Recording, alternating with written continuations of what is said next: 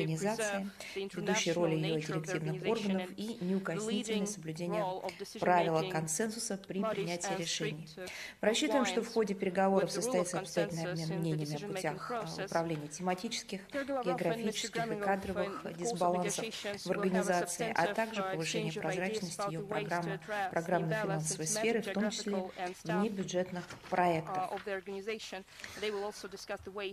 6 апреля глава российского МИД Сергей Лавров примет участие в очередном заседании Совета министров иностранных дел Содружества независимых государств, оно состоится в Минске. Главы внешнеполитических ведомств обменяются мнениями по актуальным вопросам международной и региональной повестки дня, обсудят перспективы углубления многопланового сотрудничества в формате СНГ. В ходе заседания предполагается подвести итоги реализации плана многоуровневых межмидовских консультаций в рамках СНГ в 2017 году и утвердить аналогичный план на 2018 год. Ожидается принятие ряда документов в правоохранительной, культурно-гуманитарной и военной сферах, направленных на расширение связи стран Содружества в указанных областях. В рамках работы по укреплению внешнеполитической координации российская страна совместно с белорусскими партнерами планирует внести на рассмотрение государств-участников Содружества проект совместного заявления министров иностранных дел СНГ о недопущении размывания принципа невмешательства во внутренние дела суверенных государств. Теперь переходим к основной повестке, комментарии по международной проблематике, российской внешней политике.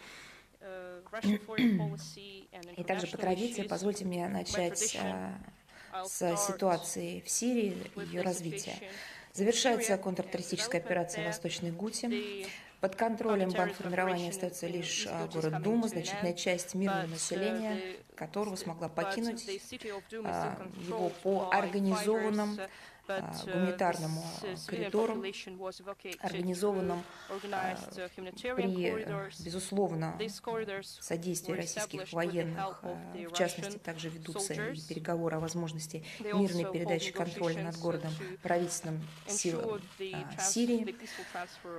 К сожалению, мы вынуждены констатировать, эти переговоры уже неоднократно прерывались из-за радикально настроенной части боевиков, которые выступают за продолжение боевых действий и объясняют свою позицию уверенностью в том, что якобы помощь уже близка. Вот это и есть реальные последствия той самой западной истерики вокруг Восточной Гуты, продолжающиеся, в том числе сфабрикованные и безосновательные обвинения в адрес сирийского правительства, а также России в неизбирательном применении силы, якобы убийство гражданских лиц.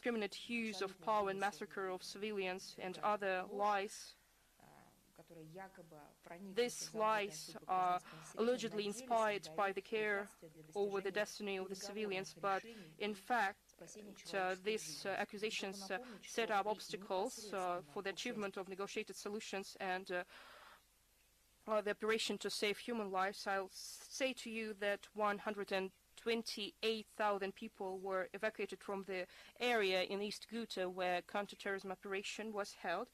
At the same time, fighters received an opportunity to move to another territory which is not controlled by government forces. In the process of mass exodus, according to the UN experts, according to the UN experts, international humanitarian law wasn't violated. At the same time, people receive all the necessary essentials and food. Russian soldiers gave food, water, bed clothes, and they ensured humanitarian access to the afflicted communities, as it's mentioned in the UN Security Council Resolution 2401. All this information will be provided by the representatives of the Russian Defense Ministry, which they're doing on a constant basis. I need to say that the evacuation of fighters and civilians were organized in a transparent way, as was said about this earlier, and now we're going to say it once again.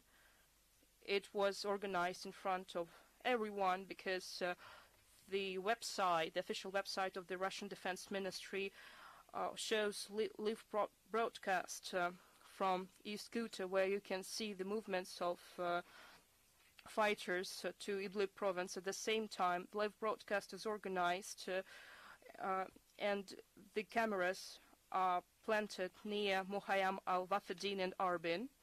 We hope that UN bodies who really urged to help people in East Ghouta when it was controlled by bandits and terrorists will continue to provide humanitarian assistance in an enthusiastic way to afflicted communities after this suburb area is liberated. Every day we receive new facts and evidence of people. They shape a horrifying picture of life in East Ghouta.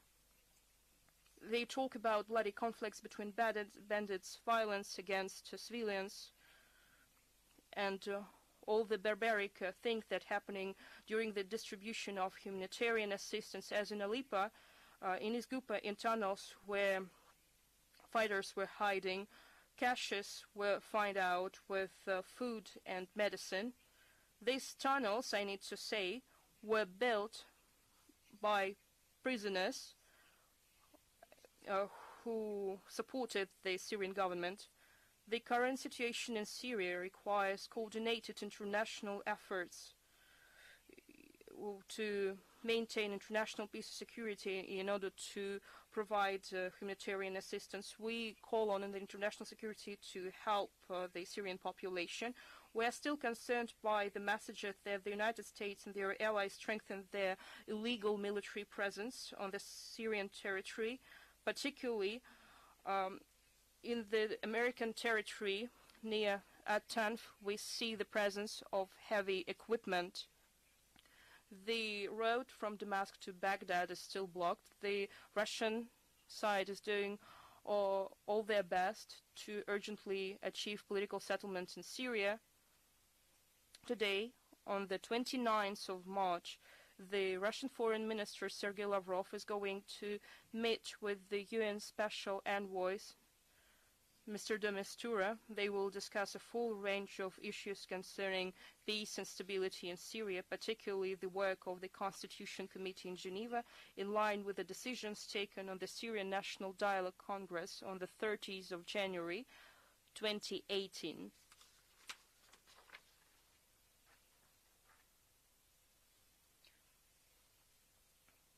I'll move to the Skripal's case. The Russian side has repeatedly asked the British authorities to take part in the investigation of the poisoning of Russian citizens. Particularly, we asked them to provide us the information about the circumstances surrounding this incident. Through the Russian embassy, we sent notes on the 6th, 13th, 14th, and 22nd of March. Unfortunately, in response to the claims of the Russian Federation, the British side remains silent, or I need to say that in an illiterate way they send us information. I'm not talking about some mistakes in facts. I just cannot even say, it's things like children are writing that. It's difficult even to understand what are they talking about. Particularly in the letter to the ambassador, which should contain the response about the status of the Skripals, there is information about the ambassador himself. So it's not just mistakes in facts, it's just they are doing it intentionally. They want to create absurd situation, or maybe they're totally illiterate. At the same time, we witness new obstacles created for the Russian representatives who want to help Russian citizens.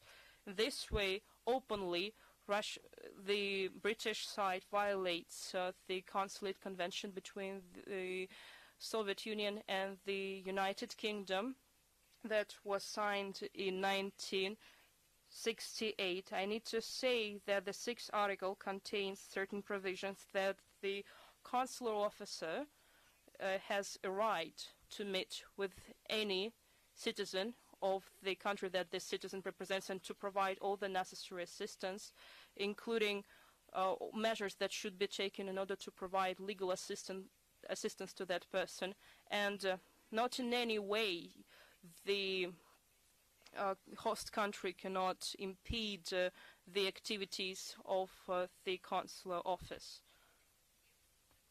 This, again, I need to say that this document was written in 1968, and I want to remind you that nobody changed that document. As you can see, that in fact, the Great Britain, as we assume, they are doing it intentionally, and they show legal nihilism, and it's not for the first time.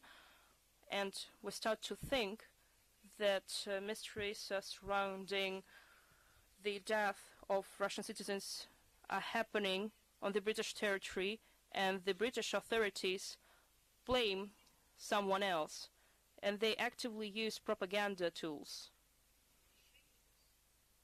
And then they classify the results of the investigation. So they show only the results and the conclusions, but not the conclusions of the investigation, but the conclusions of the political solutions. And they don't make public any real evidence. They just replace them with the presentation and slides with pictures. As you saw, these pictures were posted by the mass media. We see that the Great Britain is involved with serious crimes.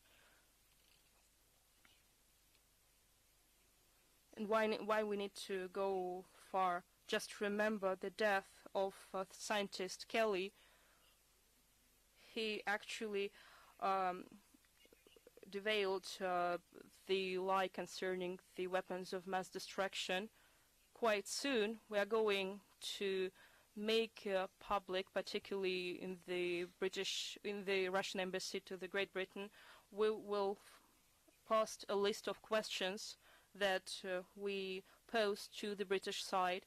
We addressed these questions through official channels. These questions were posed by the Russian ambassador in the Great Britain.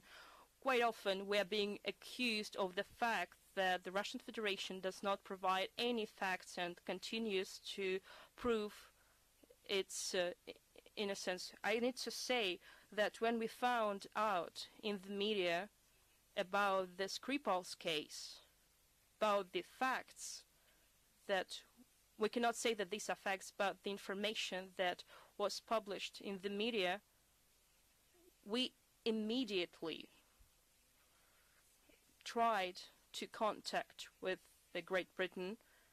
The British side, on its turn, unintentionally refused to contact with the British embassy in written way or in oral way through telephone conversations. These tools, these resources that were used by the Russian embassy weren't fruitful, weren't successful in order to obtain something, at least some data concerning the incident. Even the data, the time of the incident, the number of people involved, about the extent of damage and their medical condition, these things we have to learn about through the media. We still see, we continue to witness the performances that were played out by the British politicians in order to fulfill their political means. and this political thing that they are doing for the political establishment. But you can agree with me, how can you obtain any information when key ministers of the British government, particularly Prime Minister, Foreign Secretary and Defense Secretary, refuse to contact with the Russian representatives? They just shout political slogans in the parliament. Moving next, as you know, in the media has published the materials that were presented on a closed briefing, closed for the Russian representative, the briefing that was organized by the British Embassy. I want to highlight that. This shows, again, that the Great Britain intentionally excludes Russia from the list of states who can obtain at least some information. That briefing that was organized in the British Embassy, this briefing excluded the participation of the Russian representatives. I need to say that these so-called accusations that were voiced in that presentation, these are still the same accusations against Russia that are always voiced and don't have any facts or evidence behind them. But the most interesting thing that the list of accusations is growing exponentially. I want to show you several slides. On the 14th of March, the propaganda video that was published by the Foreign Office, our country was accused of 8 facts of the so-called Russian state aggression. I need to repeat, this is a screenshot of the presentation published by the British Foreign Office on the 14th of March. There are 8 facts on which the Great Britain accuses Russia. So the materials that were spread in the last briefing in Moscow, there were 12 facts. And I need to say that 10 days just passed. It seems strange. Just what can we talk about here? We don't even analyze the absurdity of this accusation. We're talking about the quality of the information provided. It seems like they have new accusations against Russia after their consultations with their older brother. Actually, they changed the wordings of the accusations. They said the Russian aggression against Georgia on the 14th of March. Russia was accused about the disrespect for the territorial integrity of Georgia, but several days ago, these slides show that we are accused of the invasion of Georgia. We are particularly confused by the fact that this increasing list of accusations includes Bundestag hacking in 2015. Dear colleagues, I need to remind you that we hacked Bundestag once.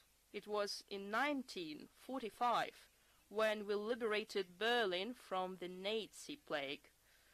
But at that time it was Reichstag. As for the mentioned Lisa case and some disinformation campaign launched against Germany, we would like to point out that this issue was tackled in a bilateral format between Moscow and Berlin. This topic was actively discussed between Mr. Lavrov and Mr. Steinmeier during negotiations. They publicly discussed it and officially discussed it. And in contrast to the Great Britain, Germany conducted a real investigation after the information was published. I would like to remind those who were in charge of this presentation that official representatives of Russia and Germany made statements about that. They made statements after investigation was conducted and after trial was organized and after the person was convicted.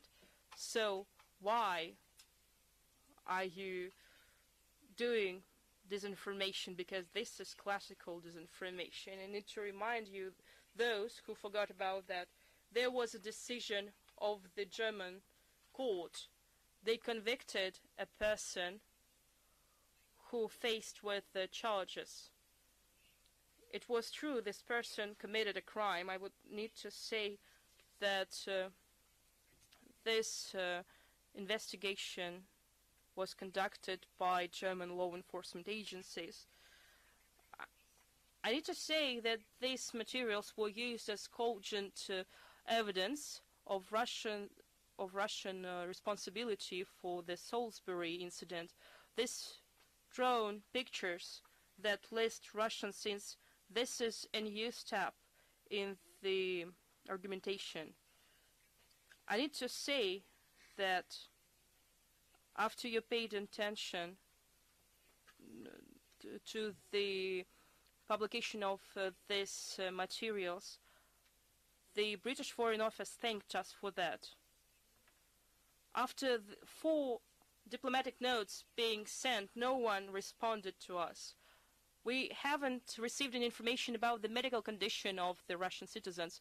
We still haven't received any information about them, but this behavior is motivated by the fact that they don't see the need to speak with the Russian side, but at the same time they thank us in Twitter.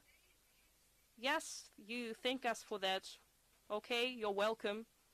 But we will thank the British Foreign Office for the recognition of the fact that these materials you handed out to the British Embassy for the ambassadors accredited in Moscow. I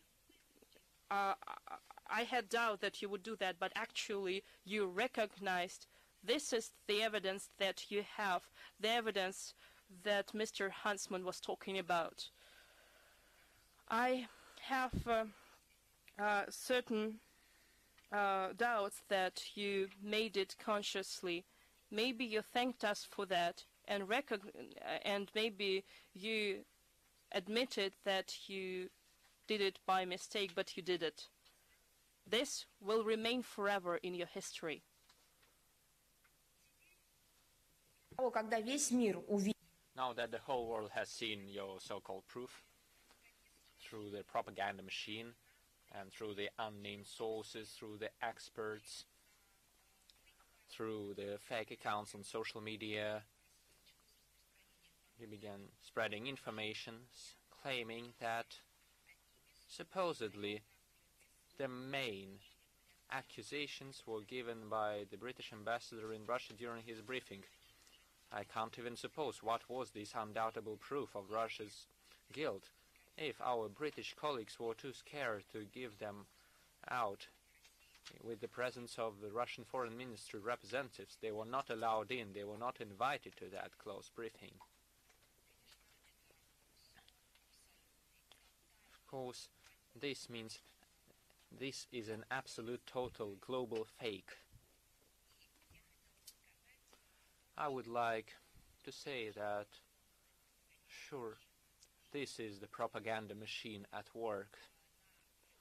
And yesterday, the radio station, which is sponsored with the American taxpayers' money, brought together experts who also work for analytical centers sponsored by the US taxpayers. They all began trying to prove and say that they should not directly and seriously consider this proof because everything is clear as it is. And one of those experts, I say once again, this wasn't on air of the Russian media, it was in the US media, the media which are sponsored by the American money. So they ask the question, why do we need any proof? We already see that so many countries have supported Britain, and then, I quote, "Do you really think the world is idiots and only Russia is smart and intelligent?" It's not the foreign ministry who said that. This was said by an American expert who works in an American legal center. You know, yes, it happens. It happened with Iraq. It happened when our Western partners, Washington and London, showed the whole world the so-called samples, and the whole world believed them because they were showing that in the Security Council of the United Nations. 10 years have passed, and everyone realized that, I'm sorry, but I quote the expert from Carnegie Center, they realized they were idiots, and they were apologizing for that for a long time, but human lives can't be returned. They can't come back. And due to the statements by Mr. Johnson, who compared the World Cup that will take place in Russia, so he compared it with the 1936 Olympics in the Third Reich, we promised a surprise for Boris Johnson. You might note that we always keep our promises. On the 14th of March, the Prime Minister of Britain, Theresa May, declared that the Football World Cup in 2018 in Russia will not be attended by the officials and members of the royal family of the United Kingdom. This is important in the context of what we're about to talk about. Once again, she said that officials and members of the royal family would not come. And on the 21st of March, the British Foreign Minister Boris Johnson, answering the questions of the members of the Parliamentary International Affairs Committee, agreed that the upcoming Football World Cup in Russia could be compared with the 1936 Olympics in the Third Reich. I quote, "I'm afraid this is absolutely true," I commented. Johnson, "Yes, your description of the events in Moscow at the World Cup at all stadiums, yes, I think comparison with 1936 is absolutely justified," end quote. Mr. Johnson, what are you talking about? Let's get this clear. First point, are you talking about sports? If you're talking about sports, if you're talking about organizing the international events themselves in the area of sports, and if you were talking about the level of organization of the Olympics, I should just admit that back then, the International Olympic Committee officially noted the high level of organizing those games. We went to the archives, we read the telegrams and the wires by the Soviet ambassador.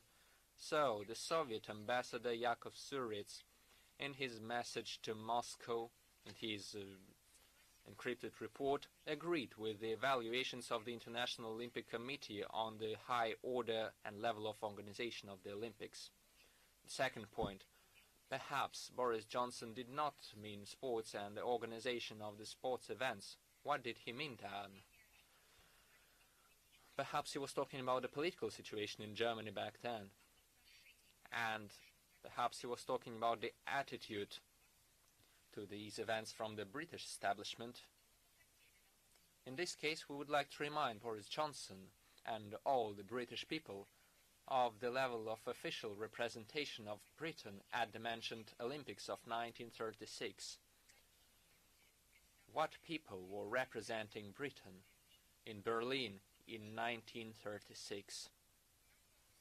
We managed to find the 1936 published official brochure published in Germany called The Honorable Guests of the 11th Olympic Games. I have it here, and speaking frankly, everything connected to that era, those events, and the political situation, I'm saying this frankly and sincerely, I find it unpleasant even to hold it, these blasts from the past, but I still had to read all of it, and for your convenience we will show you the slides. They will also be available today at our informational resources. So, who was representing Britain at the Olympic Games of 1936. Let's start. Number 1, Lord Porto Loverstock. Number 2, Captain Evan Hutter. They were the representatives and the presidents of the National Olympic Committee of Britain, Secretary General of the National Olympic Committee of the country. Now let's move on to the British representatives in the International Olympic Committee. They are Lord Aberdare, Lord David George Berkeley, Marquis Dexter, Sir Noel Curtis Bennett. Now, moving on to the British representation in international sports federations. They were also present in Berlin. William Jones, the Secretary General of the International Basketball Federation. Sir William Burton, the President of the World Sailing Federation. Major Axel Smith, the Secretary of the International Sailing Federation. This only means one thing. These people took part in the official events connected with the Olympic Games. They were at the stadiums, they were at the opening ceremony, they actively communicated with others in 1936 in Berlin, talked with the local authorities, and unlike the diplomatic corps representatives accredited back then in Germany, who were present at the events due to their functional responsibilities, the aforementioned members of the British establishment arrived in Germany on their own will, voluntarily. Once again, they came to Berlin, to Hitler in 1936, as representatives of the British establishment, members of the House of Lords, the aristocracy. Let me remind you that by 1936, Germany was already poisoned with their ideology. I won't even mention the political atmosphere of those times. I will just remind you that at that point they had a system of concentration camps for the enemies of the Nazi regime, for the social elements, for the accused and other categories of citizens. The Nuremberg racial laws were in effect, and up to 1952, during the Summer Olympics in Finland, the Soviet Union did not take part in the Olympic Games. The USSR ignored the Games in Berlin too, and the non-participation of the Soviet teams in the Olympics of that time were connected with a number of ideological and political reasons, and much has been written about that. It's also explained by the fact that the International Olympic Committee refused any direct contacts, but they highly evaluated the organization of the Olympics in Berlin. The National Olympic Committee of the Soviet Union was established on the 23rd of April 1951. I won't go deep into history, you can do it yourself. So, Mr. Boris Johnson, don't you find it shameful and, as you like to say, nauseous, that the participation of such a large number of British functionaries was seen in 1936 in Berlin? What were all those distinguished British people doing as Hitler's guests? Tell that to your country. But this is not all for Britain, since Boris Johnson made a number of other statements. Besides the Third Reich, he also remembered Dostoevsky. So the Foreign Minister of Britain, the same Boris Johnson, during his speech on the 28th of March, compared the so-called Skripal's case with the actions described in the Fyodor Dostoevsky's novels Crime and Punishment. Quote, "This," meaning this whole case, "resembles the beginning of Crime and Punishment," meaning that we all are sure who the criminal is. The question is whether they will admit that or they will be caught, said Boris Johnson. The full speech is published on the British Foreign Ministry website. Boris Johnson, did you read Crime and Punishment up to the end, or did you end it in the very beginning? Since you decided to remember the works of Fyodor Dostoevsky, then let us use the image and the thoughts of one of the characters of the investigator, Porfiry Petrovich, who was rather meticulous in his investigation of the murder.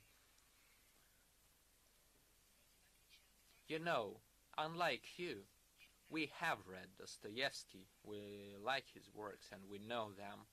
So, let me quote Fyodor Dostoevsky. Realize that it might be shocking for you, but hold on. Out of 100 hares, you cannot make a horse. Out of 100 suspicions, you cannot make proof. Since, as one British proverb goes, this is only common sense. But what about the passion? Try to deal with it. That's why the investigator is a person, first of all. Especially for Boris Johnson. A quote from Dostoevsky. Translate. From 100 rabbits, you cannot make a horse. Boris, read Dostoevsky.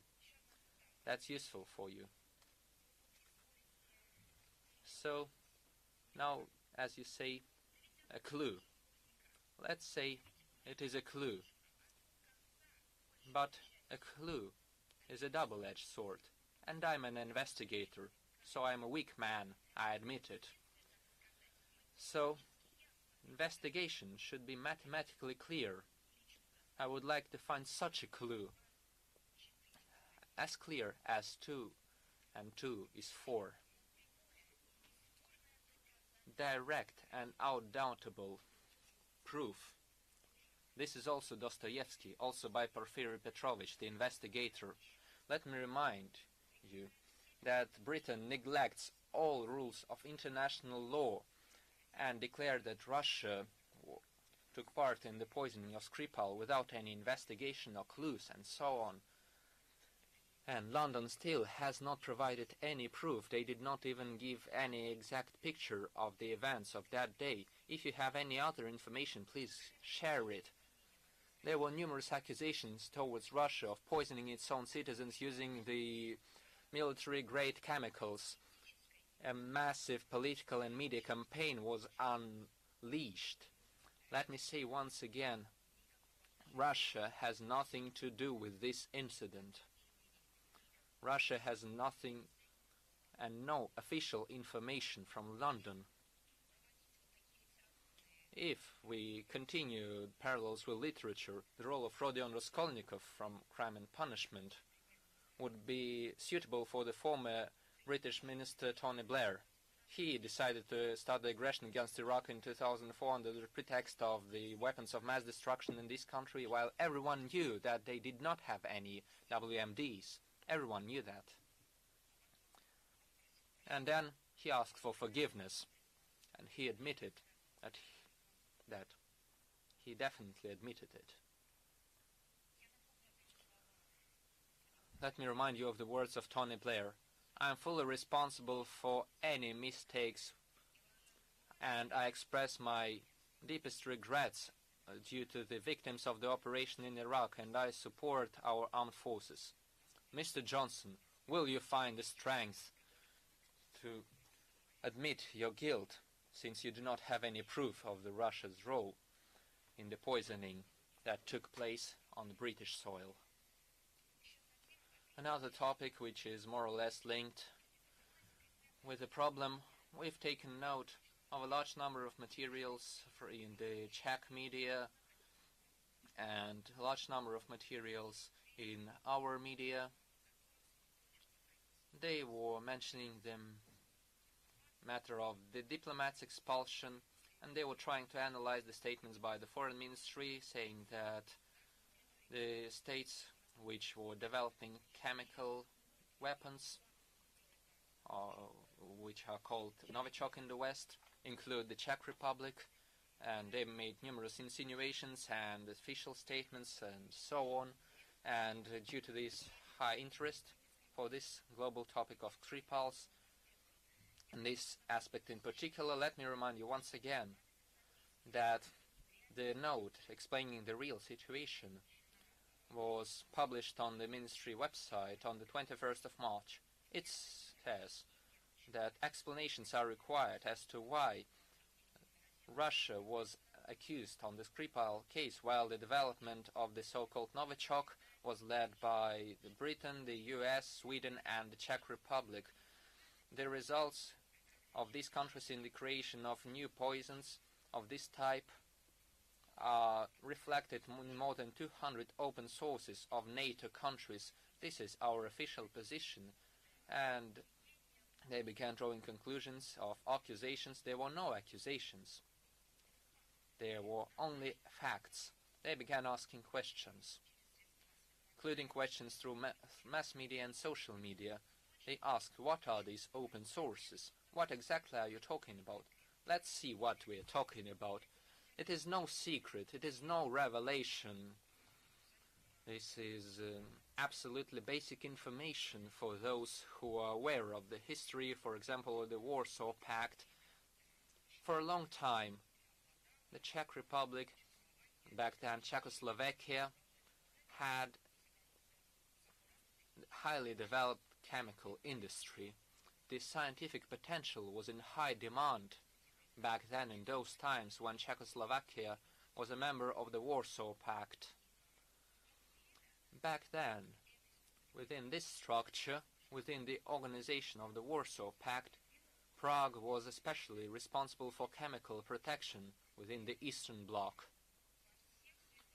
All mass media show that these materials are available. There are articles on the topic saying that after the dissolution of the Warsaw Pact, the Czech scientific potential was in high demand by its new Western partners and in the end, we can say figuratively, inherited by NATO. The Czech Army Chemical Defense Departments had several special assignments in the Middle East. The Czech military visited Iraq, and they worked on the consequences of the use of weapons of mass destruction in Kuwait. This is open information. The publishments of the media on the activity of scientific centers in the Czech Republic carrying out research programs on war-grade chemical weapons allow us to make a conclusion that the neural gases have an important role in this work.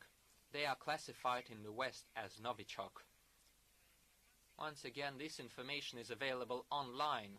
The works were led by the Toxicology Department of the Faculty of Military, Medical and Sanitary Disciplines of the Czech Defense Ministry, the Institute of Weapons of Mass Destruction Protection, and the Section of Weapons of Mass Destruction Protection of the Military Research Institute in the Czech Republic. The 31st Regiment of Radiation, Chemical and Biological Protection of the Armed Forces of Czech Republic cooperates with them closely. Its tasks include providing information on the use of chemical weapons obtained during the stay of the Czech military in the Middle East. I repeat, these are the materials that are available freely online, in particular. And if you have an official reaction to these facts, you can ask the Czech side.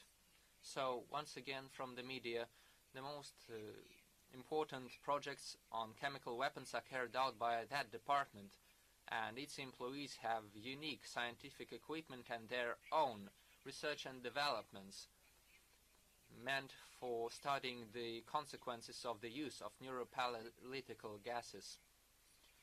And their laboratories include high-tech equipment on studying the effects on organic tissue and the neural system after the toxic effect of chemical weapons and poisons. Another area of research of the Czech scientists is the development of antidotes. This is the word that we all now know, as well as the so-called linking substances and other substances for the use as antidotes in human tissues. The research is conducted by the Czech Republic in close cooperation with the NATO profile structures, and all the information this research is available online, and in the last years the Czech scientists have received grants of the Scientific Committee of NATO for 3 times. The Czech scientific centers have been noted by the American military specialists, and it is also worth noting that a NATO Center for the Protection from Weapons of Mass Destruction is active in the Czech Republic in the town of Vyškov in South Moravia. It is the main research structure of the alliance in this area. The center was opened on the 22nd of November 2007 on the basis of the Czech Institute of the Protection from Weapons of Mass Destruction of the University of the Ministry of Defense. The so-called core of the center from the very beginning of its activity, according to the media, you can check that, are more than 60 specialists from 8 countries, of course, of the North Atlantic Treaty Organization. These countries include representatives of Great Britain and Germany, as well as other countries. They all are NATO members, and this year the center will also include military specialists from Canada who already carry out a number of joint projects with the Czech Republic. It remains unclear whether this center is accountable to the Czech Republic in regards to their own developments and in the context of the materials available to it, including the possible unaccounted chemical weapons. So, doesn't that speak to a certain particular thing when they are talking about solidarity? So this is what it is based on. On the 23rd of March, the Czech medical journal, and we like to read such editions, we quoting other sources, published the material on toxical nerve agents that are classified in Western countries as Novichok. According to these data in the article, there are about 100 structural variants of this substance. And it is obvious that the information that the Czech chemists possess and about information about the production of these substances testifies to the general availability of this information and crosses out the information presented in the pictures that you've seen today that show the exclusive rights of Russia in the production of such substances. So, the same day, in Lidové noviny, another Czech media outlet, quoting the scientists, it was assumed that the research Czech centers could develop military-grade chemicals like Novichok, but at the same time the source makes an reservation that these were meant to defend effectively from such chemicals. Could they have other goals other than defense? So Prague is not accused of anything. No accusations are announced by us, unlike our British colleagues. It is not propaganda, it is not fake news. These are Czech magazines and newspapers that started their work long ago, and in the media space there are lots of materials proving great level of chemical developments in the Czech Republic, and we should take it into account. Let's move to other topics. Seeing the materials and the statements, new statements about Mikhail Lesin's death and we were puzzled by them, and we speak about them as new speculations in the Western media. And they are about the death in Washington of on the 5th of November 2015 of our former Russian minister Mikhail Lessing. So they also found Russian trail in this case. It would not admit it, but all these statements are based on the British truth teller Christopher Steele's announcement, who compiled the famous dossier against Donald Trump. And the skills of British special services in organizing these provocations, such provocations are well known. And there is a TV series like Austin Powers on this topic. So to do something and then shift the blame on others is a signature style of these British special services. And according to the investigation conducted in the United States, the death of Lessing was an accident, and these materials are of restricted use and we cannot disclose them. And if there are new data, then the Russian side should be notified in the first place, because it is about the Russian citizen, but at this point of time, we didn't receive any information.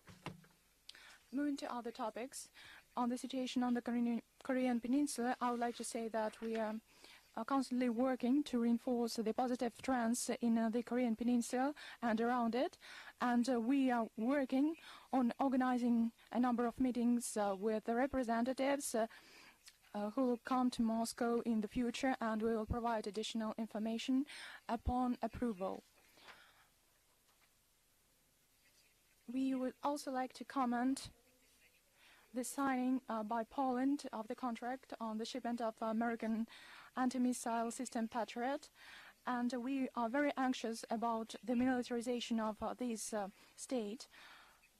And another proof of that was this contract, and Warsaw scaling up its expenditures on defense and of reforming the system of military management, and increases the number of its army, and it trying to escalate this presence on the Polish territory, and we view such steps as an element for destabilizing the political situation in Europe and also as a threat to the national security of the Russian Federation. But we would like to say that Russian defense resources are enough to ensure the intactness of our borders and our territory. On the 24th of March in Belgrade,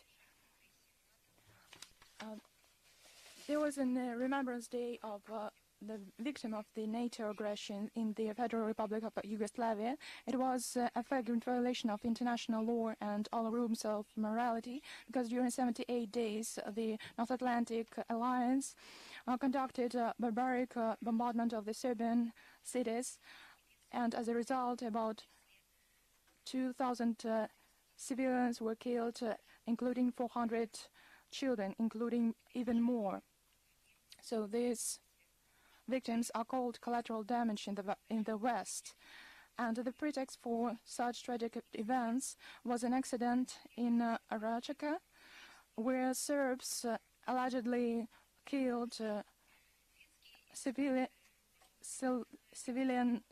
Albanians, and the French experts, forensics experts, this information and fake news was used for justifying the aggression of NATO, and nobody even apologized for this accident. So the apologies are not a faulty of the NATO, it seems, and about 20 years have passed and nothing has changed. And if we reiterate the statement on whether all people are idiots that I mentioned, this Carnegie Center's statement. So that at that time, the world played this bloody game. Because this was a propagandic manipulation conducted by the United States and by its allies.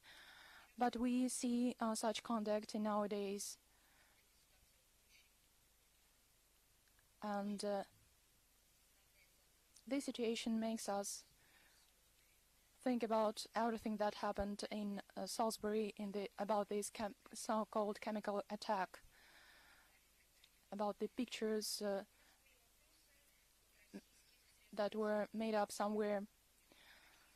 And we'd like to speak about the detention of the Ukrainian fishing vessel Nord, and Russian fishing ship Nord was detained on the 25th of March by Ukrainian border guards. This is another provocation by the Ukrainian authorities, and the Ukrainian border guards were acting akin to the Somalian pirates.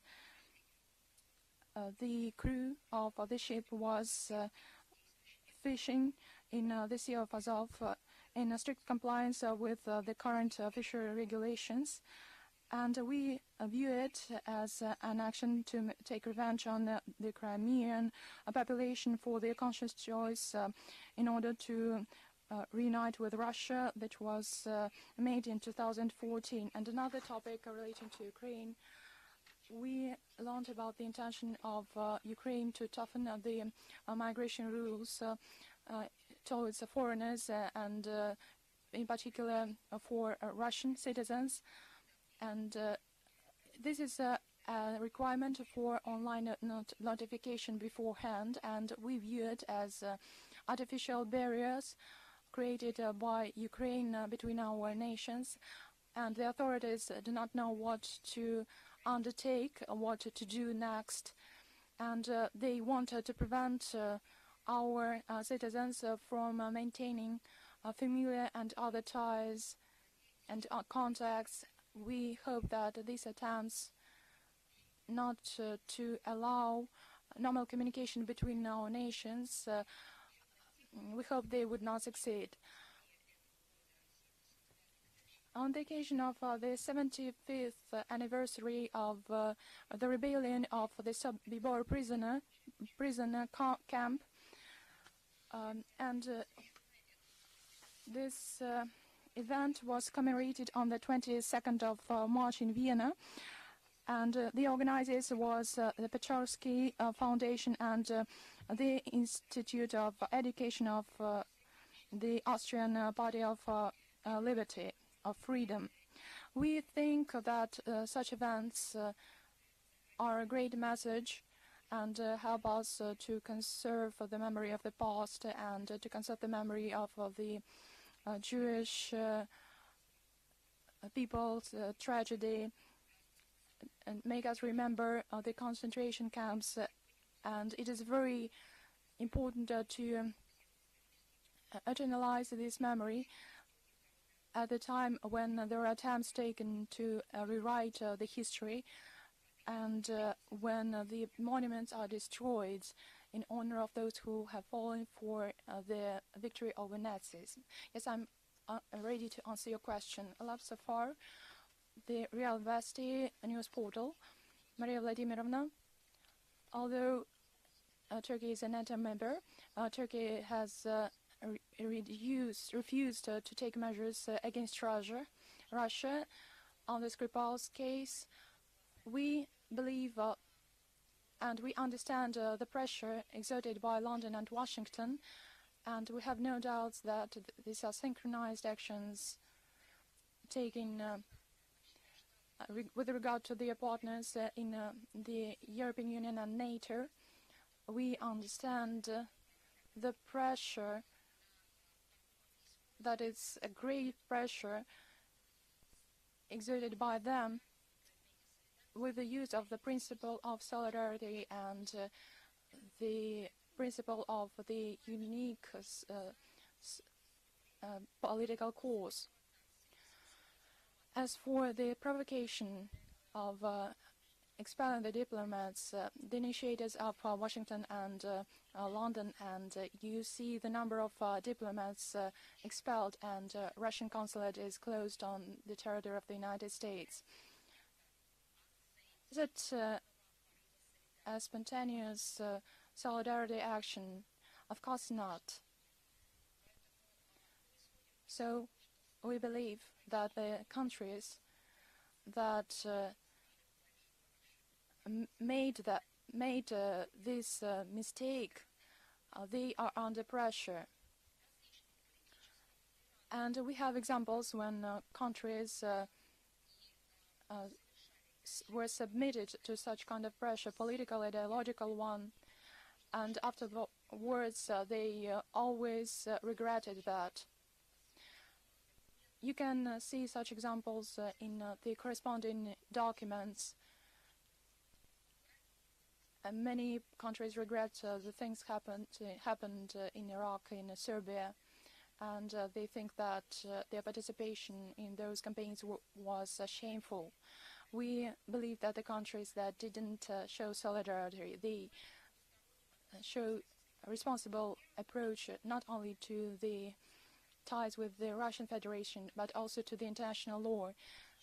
Tomorrow or after tomorrow, the target of such provocation could be any state when, without any trials, without any decision, an accusation can be made and the charges can be brought without any hearing. So this is a matter of responsible behavior of a particular state. Canada Radio. You have somehow answered my question, but I'd like to ask once again, how do you consider the statement of the Minister of Canada? She said that Skripal is not only Skripal's case, this is a pattern of Russian behavior which is unacceptable, like in Crimea, in Ukraine, etc. And this question was asked to all the ambassadors. All our ambassadors asked what the decision, what the motives and reasons were for this decision. And it's surprising that there is a notion of solidarity in the European Union and NATO. And recently, we witnessed a summit where they devoted a great deal of attention to Skripal's case, and even didn't mention Savchenko. But nevertheless, they could not formulate what was the reason to expel Russian diplomats. First, they explained that it was solidarity. When they were asked whether it is an accusation, they could not provide any reasonable response. They said that it was just likely. Some countries did that. Others said that they could not comment the situation.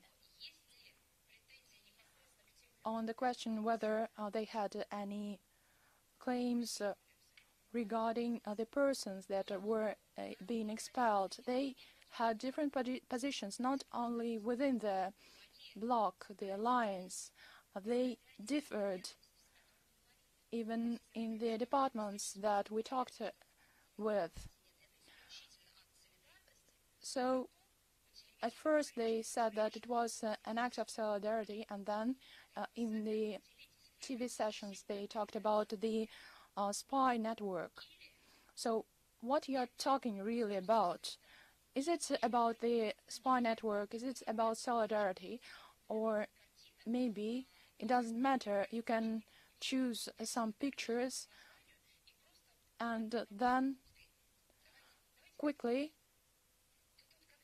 say that somehow we will do that. So let's talk about why is this all needed. So anti-Russian campaign and rhetoric, and we have many times mentioned that, but it has to do with, it refers to Syria. About a month or two ago, the main topic discussed in the media was the situation in Eastern Ghouta, and you were telling that there is a humanitarian catastrophe in this region. But now we see that there is no catastrophe, that it is going to leave the fate of Aleppo, that it's returning to normal life. The Ministry of Defense of the Russian Federation has installed the online cameras, and it is impossible to fool anyone, and it cannot say that the children and civilians are killed. So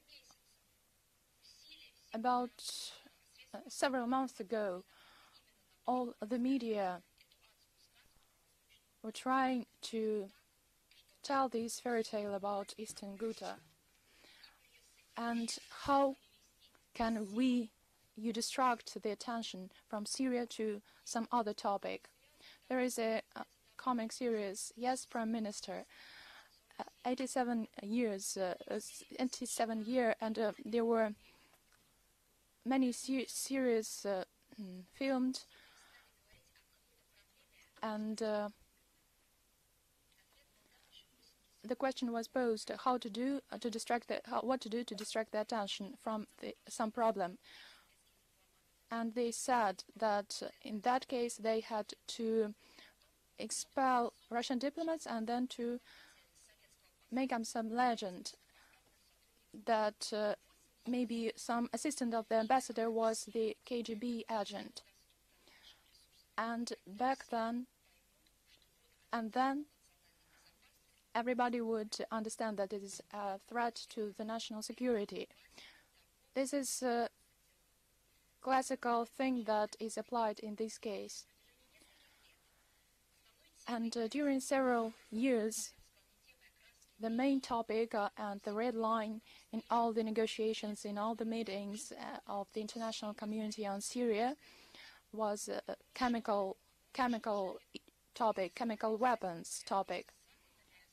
And they destroyed, with the help of you, with the Western countries.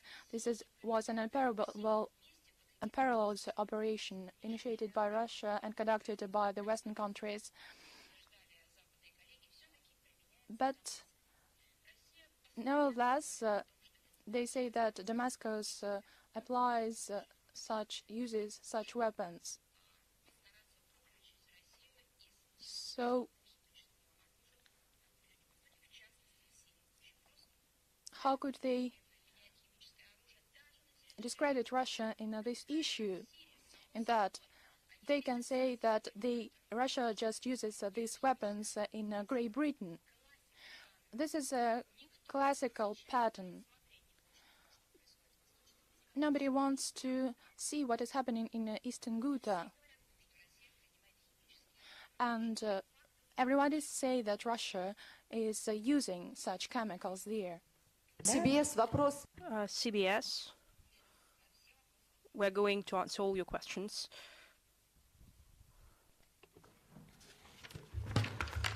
Grigor Hangel, Bulgarian National Radio. Maria Zakharova, what's your reaction to the decision of Bulgaria to summon their ambassador? So what's the Russian response to that?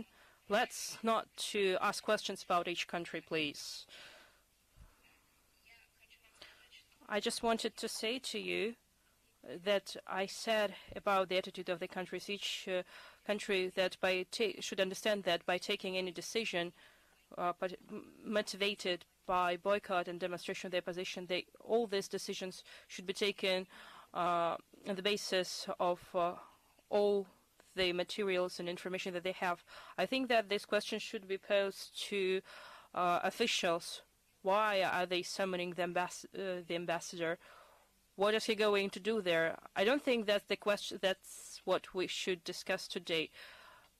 Why are they taking this decision? Maybe they have some information that without any trial, without any international examination, international investigation, that shows something. If they have it, maybe they should share it with everyone. Well, I believe in Bulgarian mass media. Maybe you will be able to find something. Yes, please.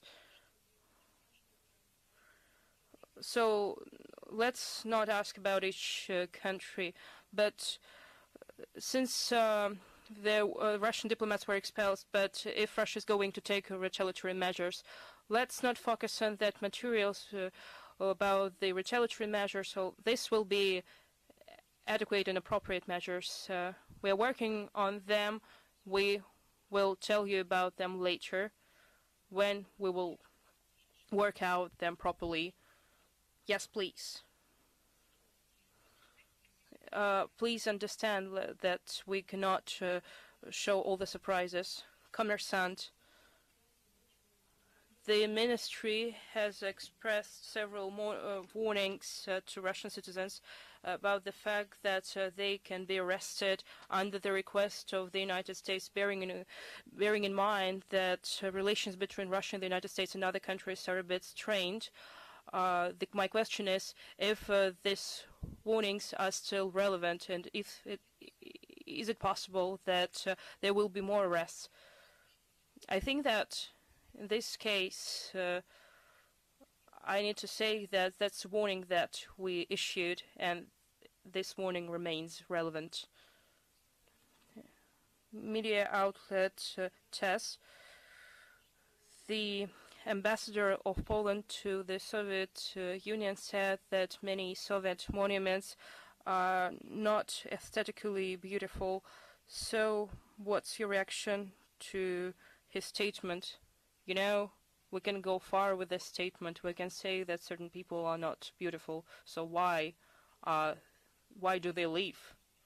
So this is a dangerous logic that can lead to such consequences. We didn't erect that monuments and we didn't make them beautiful. We didn't announce any competitions to build the most beautiful, the most aesthetic monuments.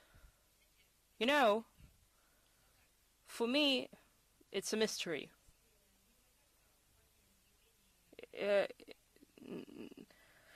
These statements are not a mystery, but it's a mystery for me how these monuments were established. At that time, Europe was destroyed. Europe was poor. Europe was cold. And Europe was hungry. So we established all the necessary infrastructure objects for Europe, because the end of the Second World War, the Great Patriotic War, it wasn't the end. We perfectly remember how much time we needed to eradicate all the Nazi soldiers. And we had to do that for years. So imagine that situation, Europe in ruins. People for many years couldn't live their lives when there were a lot of damaged people, injured people, people who require some assistance, food, medicine, at least something, at least some hope for life. But despite all that, there were enough resources and enough will and enough force to established those monuments, because these were the people who, together with you, together with those people, combated against Nazi soldiers. That's why those monuments were set up. You know, for me it's quite shameful to talk about it. It's shameful for me in 2018 to hear that people who respect international humanitarian law, human rights, who express sympathy, who talk about the division of responsibility, it's shameful that they talk about monuments in such a manner. Yes, please, CBS. I will interpret the question of the correspondent Charles Duggett. I perfectly understand that you cannot voice the countermeasures taken by the Russian Federation, but what message, what idea would like Russia to voice? You know, this is a provocation. Was a provocation? Because if you ask me to tell it about you in several words, I wouldn't think that our format will allow us to do that. At least in several words. I think that the expert from the Carnegie Center said everything already. I don't think that I will be better than the expert, because that's what the expert said. He asked this question, why do I need to make up something else? Who will be next? Do you know the question that is often posed to me by journalists and people who I know and I don't know, people that I meet? They ask the question where our world is going. And I don't know what to say, but that's a part of my job to say them.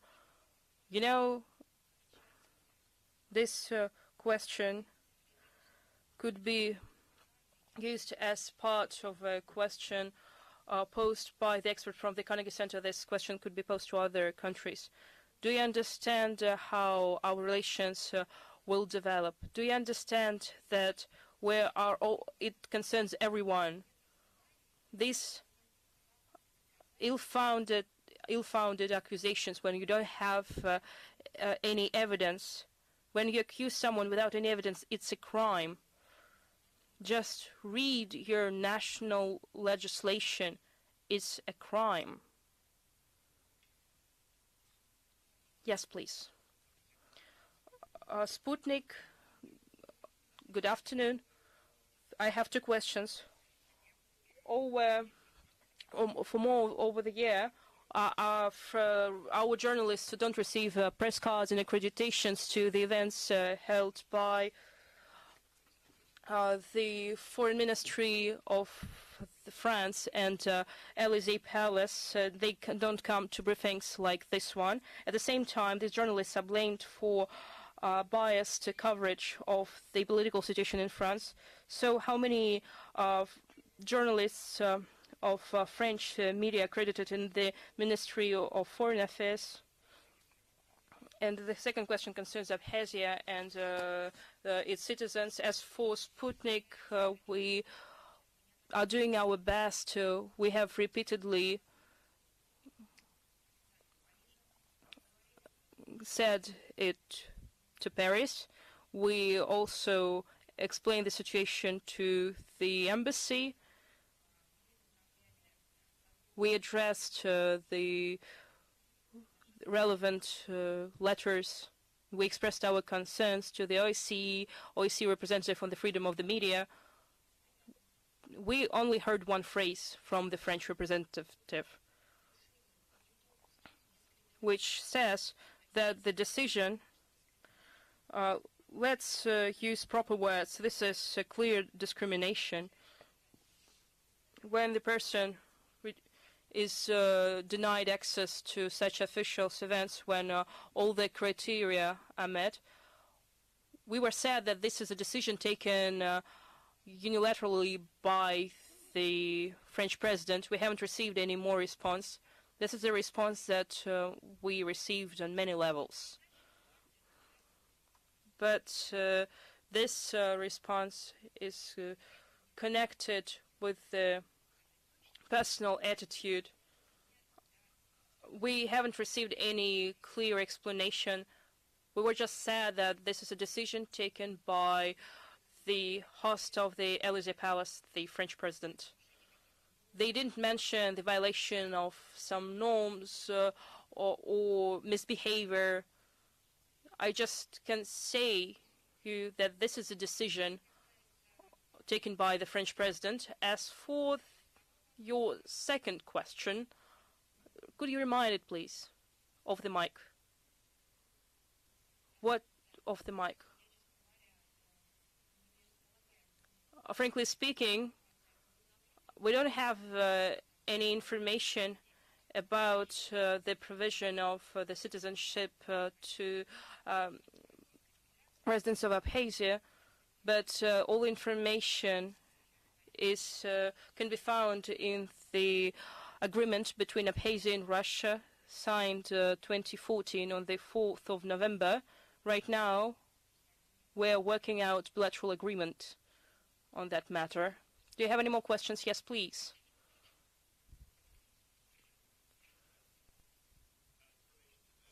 John Sparks from Sky News. In relation to the Skripal poisoning, we have a situation where we have a large group of countries who simply don't believe Russia's denials, a large group of countries who do not believe the alternative explanations that have been put forward by officials in Russia. Do you accept, does this ministry accept, that Russia has a serious credibility problem?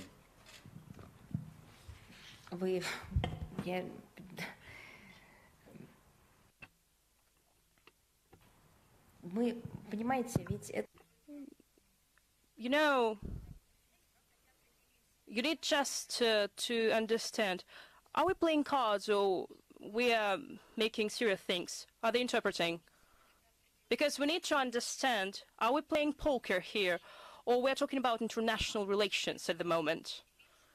Because this is the common responsibility to respect the international law. This is a real international game, but within the rules of the UN Charter, whether it's the use of power and influence, because that's the West over many years, over dozens of years, said that force cannot be used. You cannot use political influence, ideological pressure. That's happened after the dissolution of the Soviet Union, and we learned that rule. We started to develop our relations with our partners on an equal basis. We started to use such terms as economic and financial competition, like competition in many areas, as proposals for more beneficial projects. We started our partnership on more democratic norms. I think no one believed that we will succeed. We were taught to do all that. We started to play this game and we were successful in it. We were successful in the development of integration, in the integration unions. We said that the world is not unipolar anymore. We started talking about the fact that we're a reliable, energetic partner, even though the structure and political systems are changing, that there are certain transformations, economic and political transformations going on in our country, but these transformations will never question the supply of gas to Europe. We are facing with the same difficulty that we can ask for help, that countries can ask us for our help, that we're ready to share with intelligence information. We can be a reliable partner in counterterrorism cooperation, despite the fact that we have different visions about the settlement in Afghanistan. We are ready to provide assistance to the United States on this track. We were the first to do that. We became open, transparent, and real actors in the international relations. And when we became successful, as other states became successful in various regions of the world, we started to feel that some countries are dissatisfied. Some energetic project that we propose to Europe make the United States uncomfortable, and they are doing all their best to derail these projects. Well, let's talk, and the United States and Europe dislike mixing apple and oranges, but at the same time we started noting that we have historic ties with these states.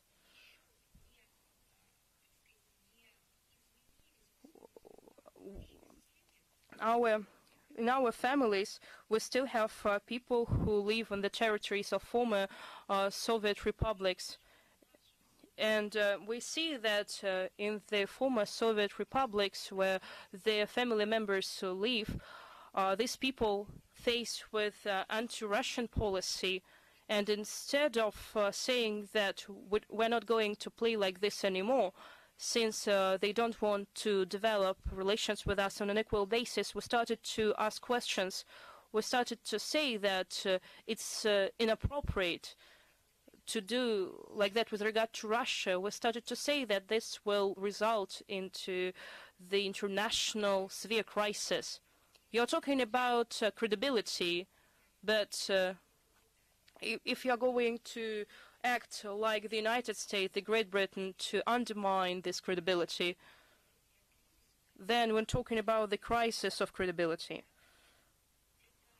You see, this is not solidarity, this is not support. The most fantastic thing is that the word solidarity has another meaning than the meaning that they're trying to use today, to impose today. Solidarity is not when you are made to support. Solidarity is not when you're faced with pressure. Solidarity is when, despite all the difficulties, despite all the circumstances, you support, you provide your support. What solidarity are we talking about? What are you talking about? We are talking about direct pressure, threats. Just look. In the beginning,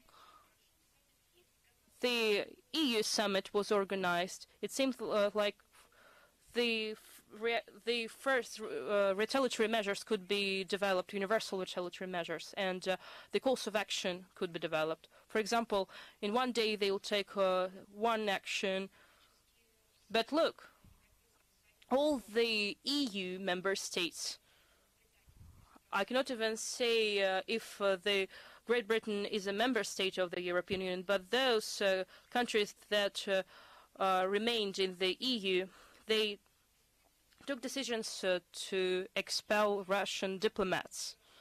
So it's not like they expelled some of them, unlike the United States, who expelled like 60 of them. But I need to say that they made this decision in different days.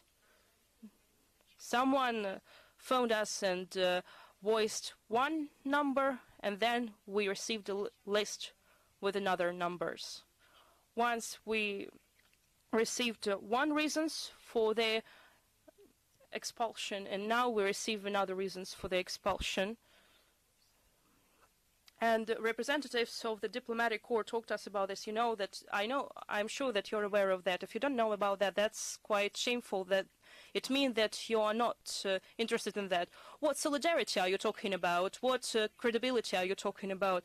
It's not like the Dumas novels when they were talking about solidarity and credibility.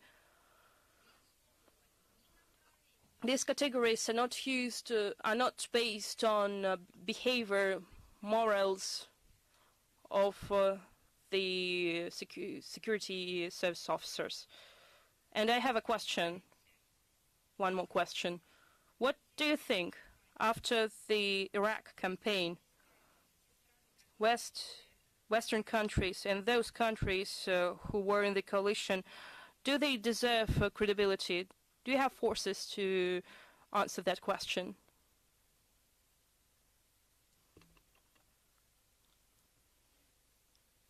Of the mic.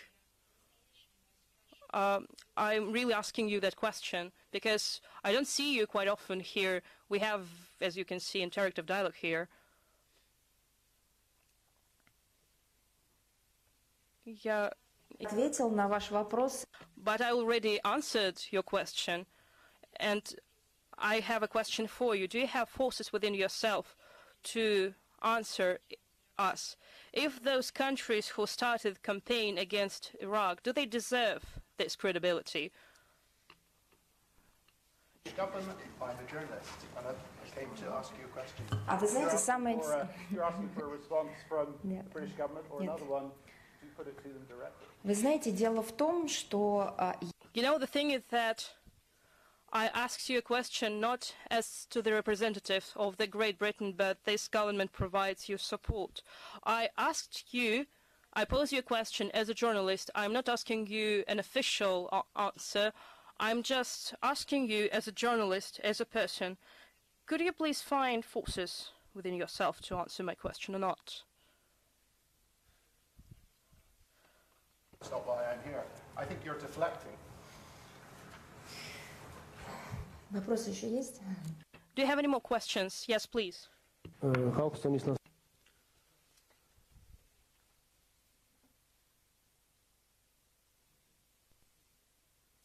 you hear me? Yes. According to international law, do the US authorities have the right to expel diplomats from the UN, and what is the future of the organization, and if so, what is it? And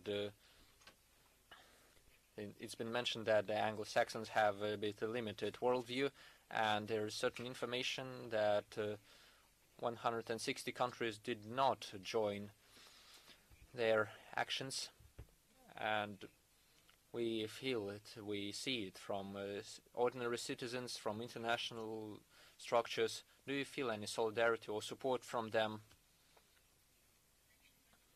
So, as for the first question, the United States of America do not have the right to unilaterally expel diplomats working in the United Nations. That's what the relevant procedures are for. The United States has the responsibility as a host country of the United Nations. The relevant procedures are stated, and they say how the activities of certain diplomats can be terminated. We are trying to understand in what way the United States is implementing such decisions. It is our understanding that these procedures were not employed.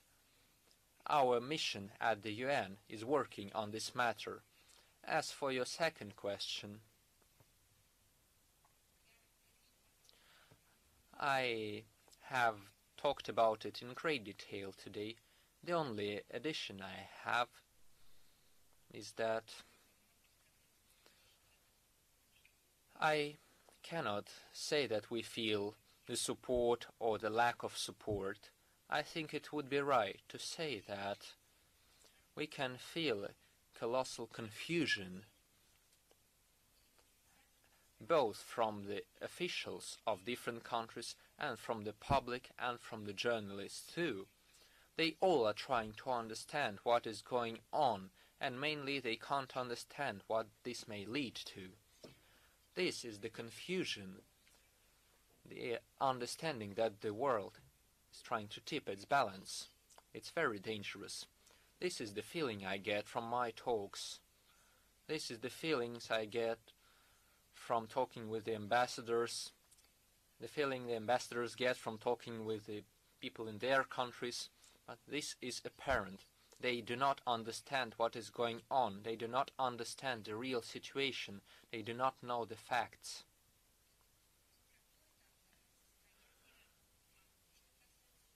As for the people, we receive numerous letters from the public, from the civil society, from Russia, from abroad.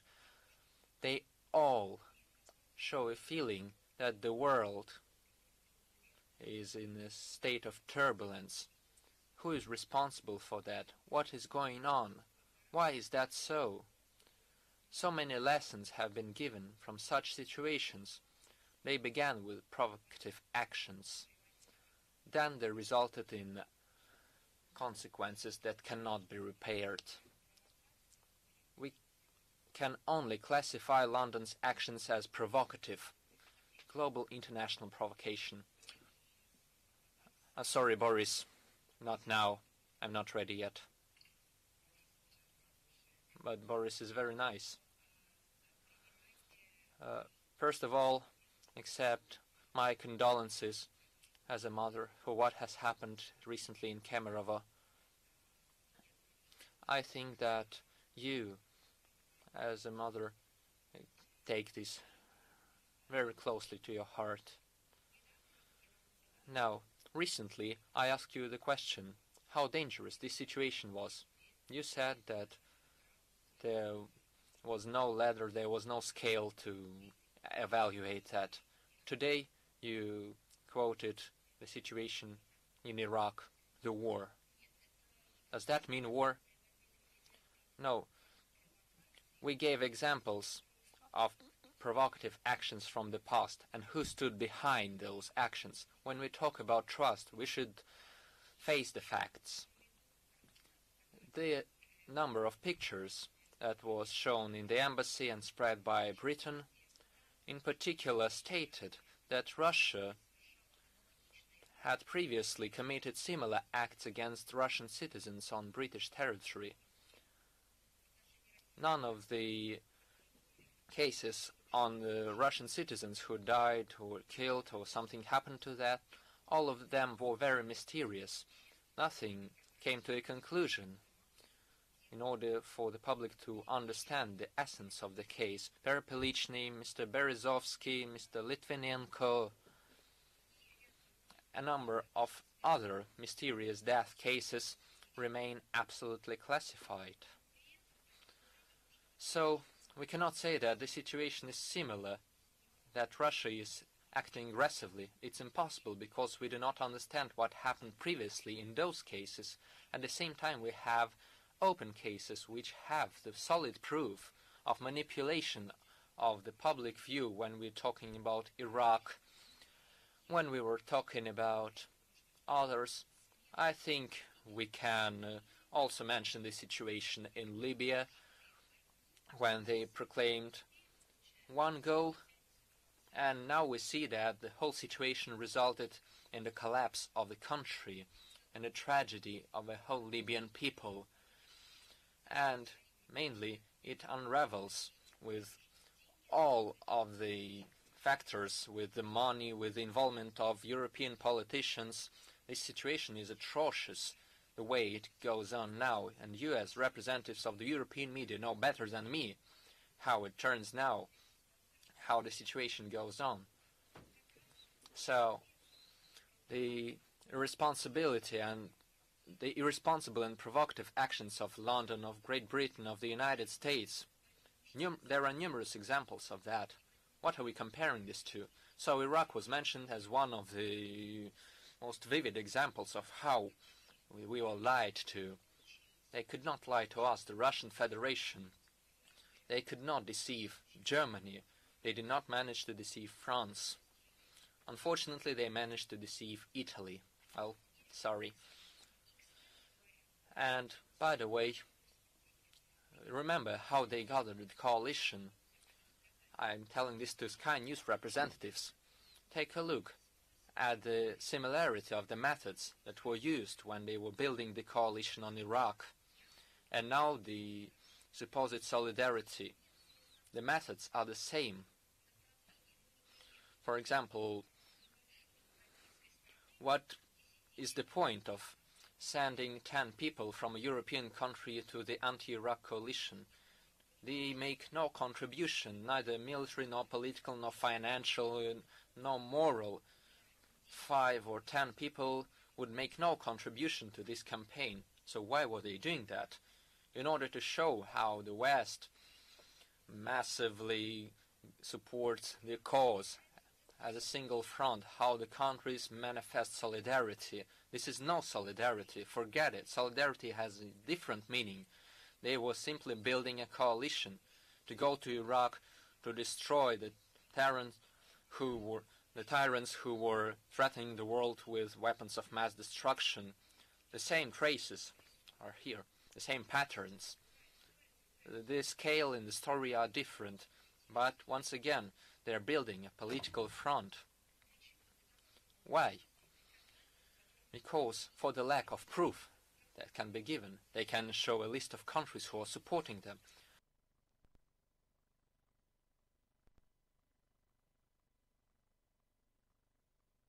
Live service.